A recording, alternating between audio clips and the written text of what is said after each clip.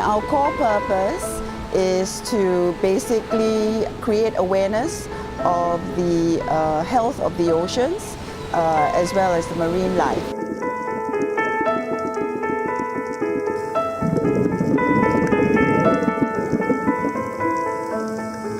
We are hoping it's through education. If you can pick up just a bit, and then when you go back to your home, all right, you can help to spread the awareness.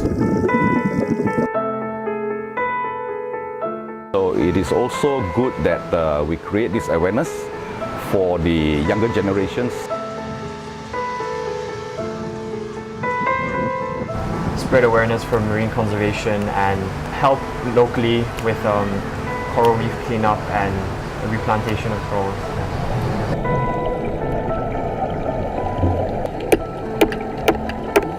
And hopefully all this also gives an impact to the rest of the world.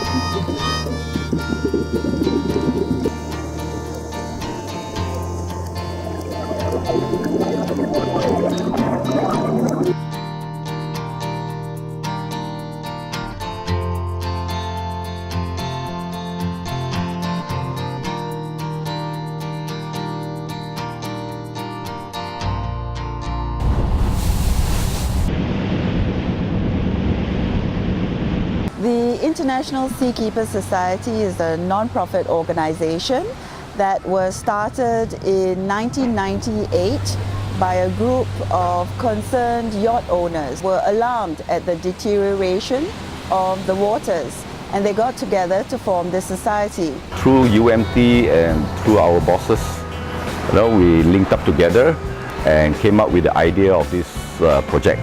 Actually, it's Laguna that get me involved. And then I would see that Seakeeper can come in this project as their own initiative as an NGO, and then to provide in terms of volunteers, okay, for this project, and then to show that NGO can together with the volunteers and the public can try to help the environment to make the environment better. My name is Jason. I'm a volunteer with our Singapore Reefs, a community initiative that started in Singapore by two researchers, basically with two key objectives. One is to show what life is like in Singapore, in our own Singapore shores, and two is to tackle the marine debris problem that we have in Singapore. Our motto is actually educate, research, protect and restore. Anything relating to the oceans and to marine life. I mean, most people, when they go diving, when they go to spots to dive, it's usually nice spots. They're usually like nice spots, pristine, nice sea life, nice corals, nice coral life, everything. But yeah, I mean, I didn't realize up till today that there's in fact everywhere you go, there's always debris.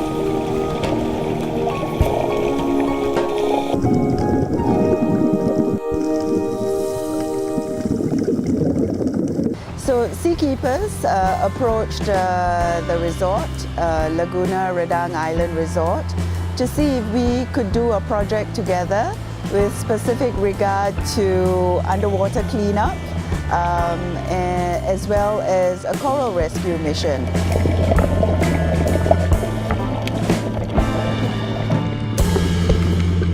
They have actually committed to a 2-year project to build a coral nursery to rehabilitate corals and replant them around the marine park.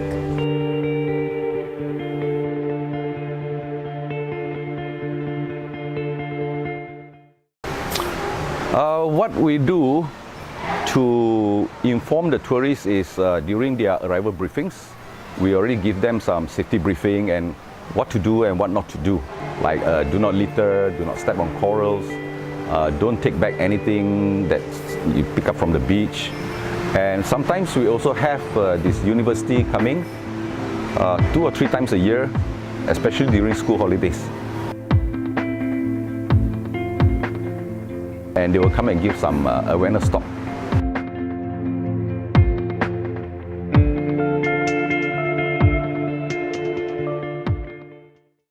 From the Laguna point of view, they feel that it is their responsibility to take care of the environment as well. And then from there, they have been asking UMT or myself to figure out a way that they can contribute and then to help in marine conservation.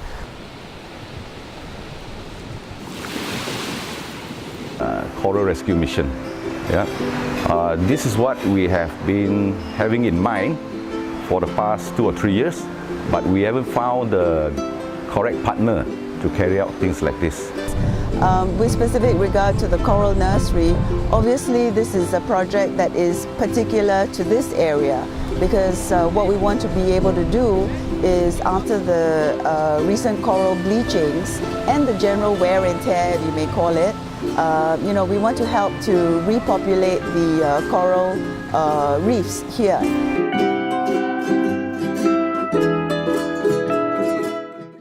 So what we are doing here is actually to take those broken corals and then glue them on, we call them a base, a small base, and then after that we place the base on this structure over here.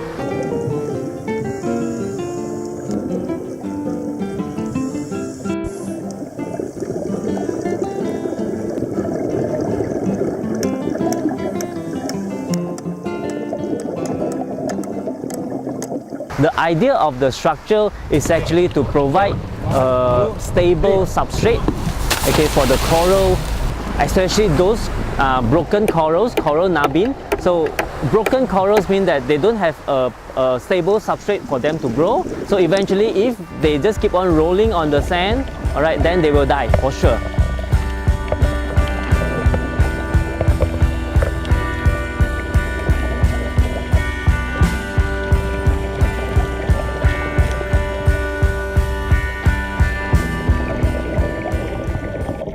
This particular project is an underwater cleanup, where we are using the guidelines of PADI under the program Project Aware in order to collect the underwater debris, as well as to sort it and to measure it, and also upload it onto the website of Project Aware. Again, this is a general sharing of data so that scientists around the world are able to understand what is the type of debris that is found here. We are the research advisors for whatever is related to diving or underwater. So one of the key things that we're doing here is called the Dive Against Debris program, whereby we bring this program back here into Laguna Redang. Basically, we're going to assist them with rubbish picking. And aside from all this rubbish picking, which they have already been doing, we also help to do data logging. So all this important data will be uploaded into a global website, part of Project Aware's Dive Against Debris, and then it will be all collated in a map.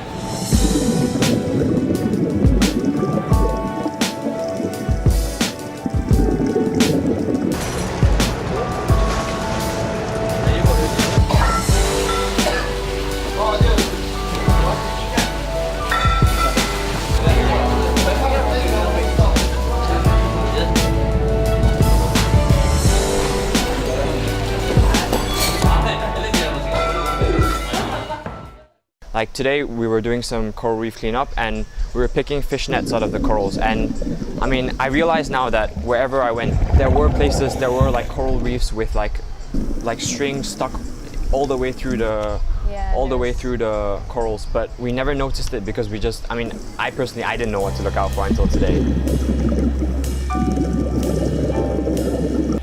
Especially after monsoon, we actually get a lot of marine debris, as you can see, plastic bags, fishing nets, and then also rope. So those is actually the marine debris that wash up on the shore and also in the water.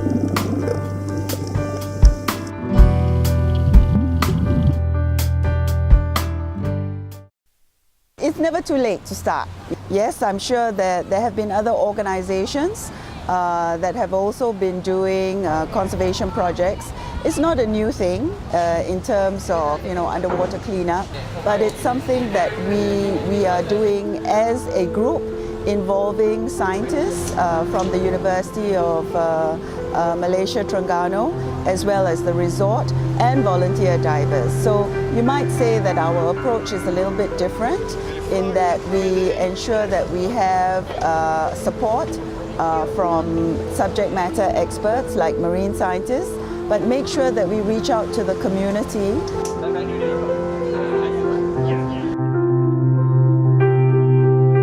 We do our own cleanup with our divers or like Project Aware. In fact, every resort or every dive center in this Redang Island, they will do one Project Aware every year.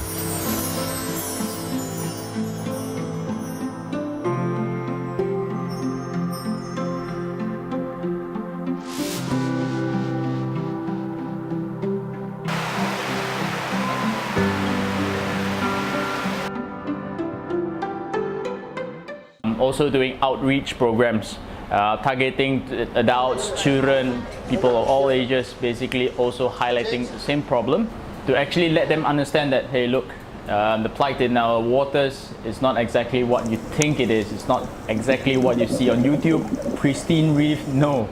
The truth is, it's uglier than that.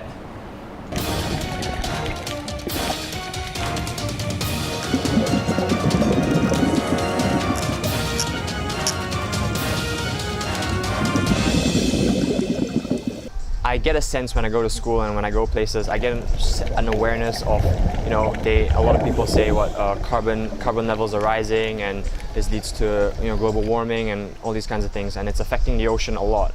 But I mean, you don't really pay attention to it unless you take time to think about it. Having a clean reef, it's definitely important. Basically, the reef provides us with our protein, whereby we get all our fish, squid, all the food, seafood from the ocean. So without a clean reef, definitely all this marine life will definitely suffer through entanglements of consumption of marine plastic or whichever. It could be a turtle who mistakes a plastic bag as a jellyfish. When they consume it, they get bloated.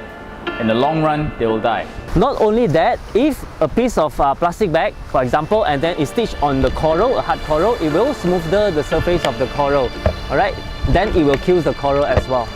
So we want to try to remove as many trash and marine debris as much as possible in that dive. Well, in Bali, it had a video that went viral. I think it's generating like 1 million views now, more than that. Somebody is just diving in the waters, filming all plastic bags floating all over the place, but yet you have the manta rays just swimming around together with the plastics. When they post it online on their own social media, such as Instagram, Facebook, it becomes a real story. I'm definitely more aware than my friends because I follow those pages. People would trust their friends. We just put this up. There's no advertisement for it. Say, look, this is what I did. This is what I see. When I do see my friends, I come back, I will tell them more about what I saw, about what I did here. But I don't really think that really like spurs them to do anything because they're not the ones physically seeing what we see here. Not just our volunteers who join us for the program, but we hope through our volunteers, we spread the good word to the rest of the general public. Like, I know this time it was for like coral cleanup, so I had to be more aware of what I was doing. But it was really interesting because you learn a lot from these scientists and all.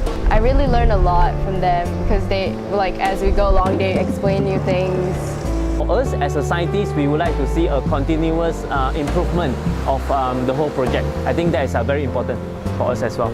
It was good. It was a good experience. It was a lot of learning, and yeah, it was interesting. And I would say that this is a very beginning of the whole project. You know, we have enough resources and then the commitment from other NGOs or seakeepers and also the Laguna. Then we hope that this project will continue on, all right, without end. Every time we go into the water, you know, it's a place we love and it's a place we enjoy going to, and I mean, it's kind of our responsibility. I mean, we're the next generation. It's kind of our responsibility to take over, looking after. I mean, we're going to be living on it next, so.